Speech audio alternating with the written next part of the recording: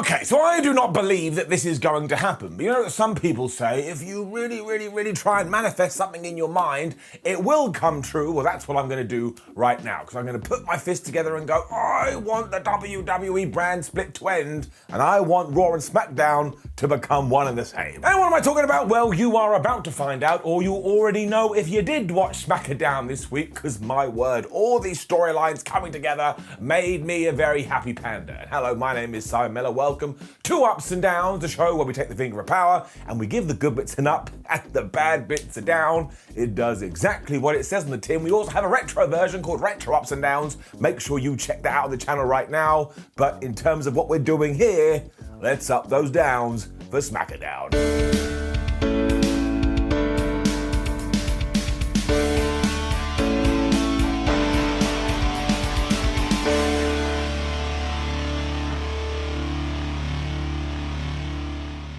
As already said, surprise, surprise, having a symbiotic relationship between our Monday nights and Friday nights made this so damn entertaining. And I used to understand the whole, yes, but if we have separate shows, we can push new people.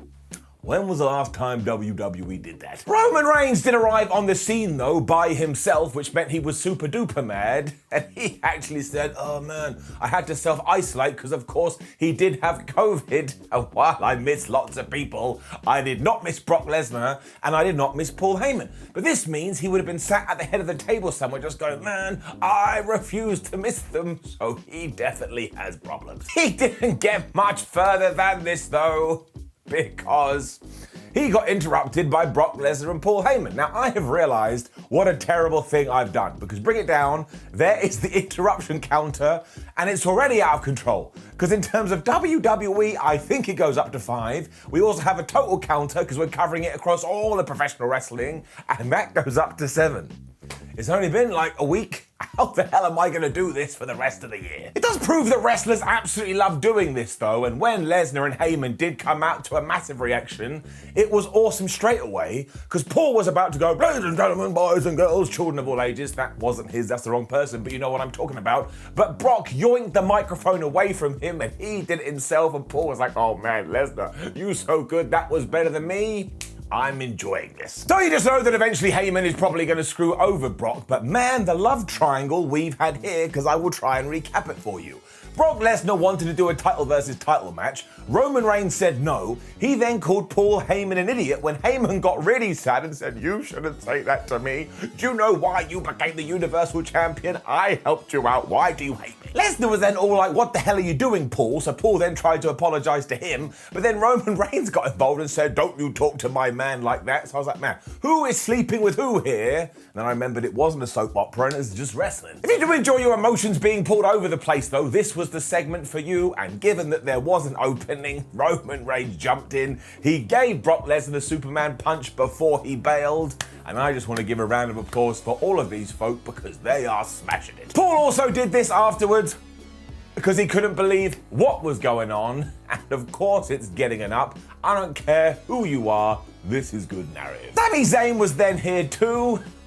I was happy for a little bit. Because he was really upset as he questioned why he had to face Rick Boogs before he goes on to have his Intercontinental Championship match against Shinsuke Nakamura. Well, of all the people, he bumped into Johnny Knoxville. It turns out Johnny has come to SmackDown to ensure that he can get his place in the Royal Rumble. And some people have been like, man, can't believe Johnny Knoxville has taken a spot in the Royal Rumble. Who cares? He is a proper celebrity. He probably will bring a few more eyes to the product. And what do you want to see? Drew Gulak go in there at number 12 and then get thrown out in 10 seconds because nobody realizes how good he is? No thanks. It was then time for Boogs versus Zayn, and as you know, if you watch this show regularly, I'm a big fan of silliness and I'm a big fan of nonsense, but this just went a little bit too far down. For one, Sami lost, and for goodness sake, in 2022, that has to change. I have no problem with Boogs winning because he is somebody in the making that we should do something with, but why do we have somebody as talented as Sami Zayn whose whole booking is just lose, lose, lose, lose, lose, lose, lose, lose. Also, as ever, it finished when Zayn kind of got distracted by Nakamura, who was at ringside,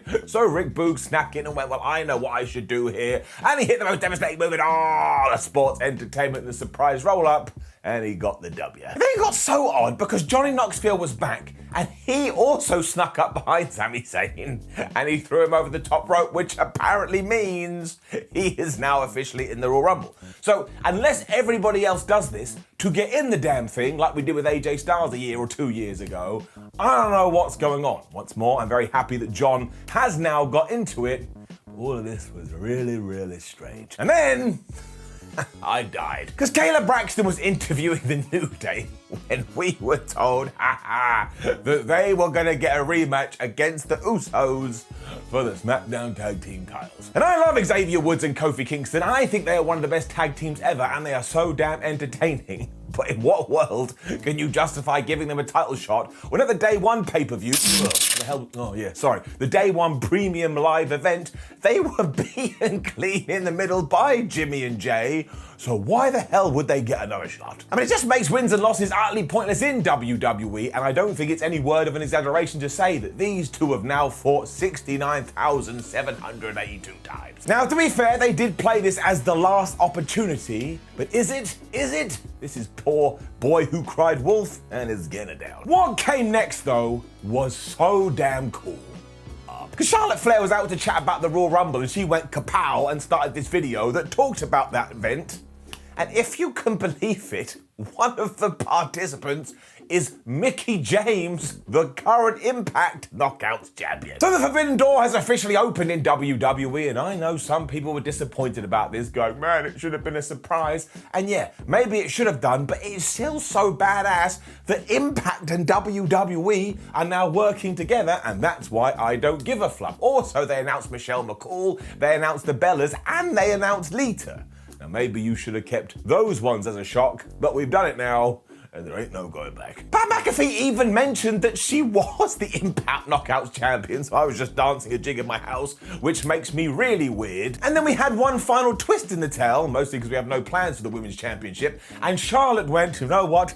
I shall enter the Royal Rumble as well. And I always like this. Do you remember when Brock Lesnar did it in 2020? That kicked ass, so why can't you do it again? Bizarreness then struck SmackDown for the second time, though, because out walked Naomi, and she went, yeah, Charlotte, geese title shot, I want to fight. Now, one, we really need to stop doing that because everybody is doing it now, but also two, in what world would Sonya Deville have signed this off? And of course, she came out when they did have this match, and she was going shenanigans, nonsense, ludicrous, ridiculousness, but it doesn't make any sense. Like, it's absolutely stupid. Even though, sure, you did screw her over, why the hell would you put her in the thing to begin with? And I kind of enjoyed it when it was just a normal match, but again, at one point Deville was like, ha, now it's no counter. And then she was like, ha, it's no disqualification, which just meant eventually Charlotte Flair hit the natural selection to get the 1, 2, 3. And while I did kind of enjoy the fact we merged things here, we really should have gotten to Sonya Deville versus Naomi right now. But also, like I've already said,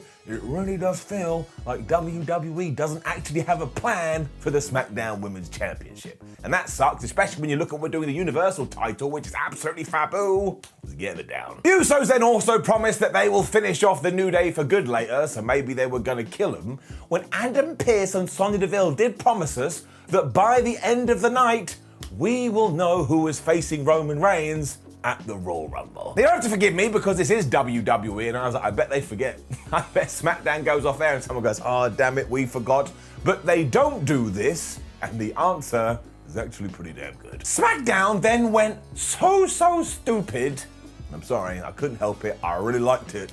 And it's not like we didn't know what we were doing here. Happy Corbin made his way to the ring, reminded us what him and Madcap Moss had done to Drew McIntyre at the Day One pay-per-view, premium live event, when he said, but hey, Drew somehow survived our attack, so I'm gonna ask him to come to the ring right now. And of course, it wasn't Drew McIntyre, and it was Madcap Moss pretending to be Drew, and he proceeded to use the worst Scottish accent I've ever heard in my life. I mean, seriously, it was worse than mine. Moss then said he was going to retire before magically revealing, oh, it's not McIntyre, it's me. And honestly, it was so dumb. It was so silly. And I sat there on my couch and I enjoyed every single second. And you can get mad at me in the comments. I would understand, but I don't care. And it did also kind of tie into a new feud as well.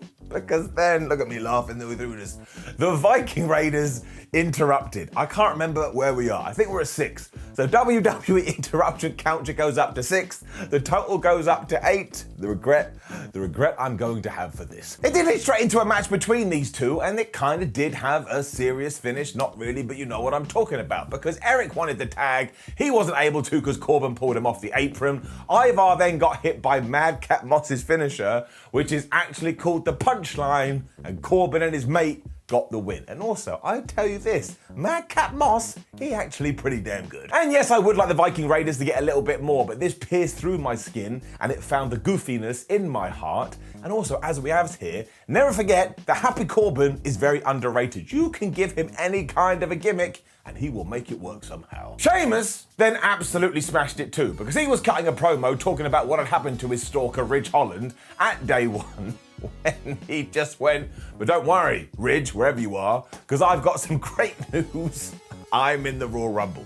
So what a crappy friend he is. Imagine that, you broke your leg and your mate comes around and like, oh man, I'm so sorry, but don't worry because things for me right now are absolutely stonking. More teasing with Pearson Reigns after this about someone going to push start on Controller 2 in terms of he's about to get a new challenger. And then it was our main event and it was a street fight as the Usos took on the New Day. Now, while I may have made my thoughts known earlier, this is mostly down to WWE booking, because fair play to Jimmy J, Kofi Kingston and Xavier Woods, they just don't have bad matches. And it doesn't matter how many times they do it, they always find a way to make them fun. They truly are a quadruple bunch of legends, and they are getting it up. They got loads of time as well, which I always appreciate. And while it was a bit silly to begin with, because it was a street fight and they were wrestling, eventually they did remember, oh yeah, we can do whatever they want, so they went to the outside, and if there was an inanimate object, somebody was being thrown into it. The steps were then being used as Xavier jumped off Barry Barricade in order to save his friend. And then the New Day did one of the most ludicrous things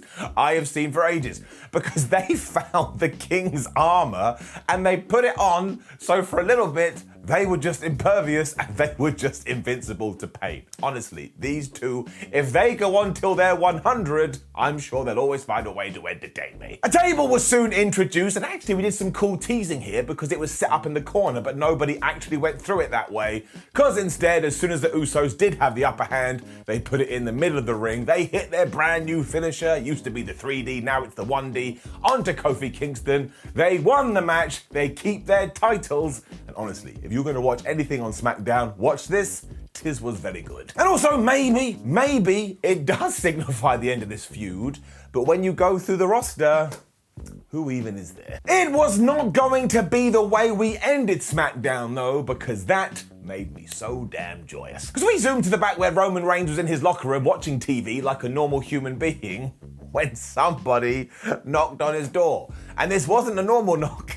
This was a very, very special knock, because whoever it was, wink, wink, nudge, nudge, just happened to knock as if it was the start of the Shield's theme music. Honestly, you have no idea. I was having a riot. This, of course, meant that it was Seth Rollins, who is a very strange individual, because he confronted his old friend and he just went, ha, ha, ha, ha, and he did that laugh. But it does mean that the Rumble, we are getting Roman Reigns versus Seth Rollins, and I am so pumped for that. I've wanted it for ages, and there ain't no two ways about it. It is getting it up. It also likely ties into the fact that apparently, according to the rumors, Seth Rollins was meant to win the WWE Championship at day one, so who the hell knows what's going on. And while COVID has been absolutely terrible, I mean, not only was it kind of responsible for Roman Reigns starting his Acknowledge Me character, but now it's also brought us here because, of course, the plans were all changed when Roman Reigns got COVID. And again, what's most important is that everybody is healthy and happy, but I mean, the things that WWE have come back with, well, I think they're damn great.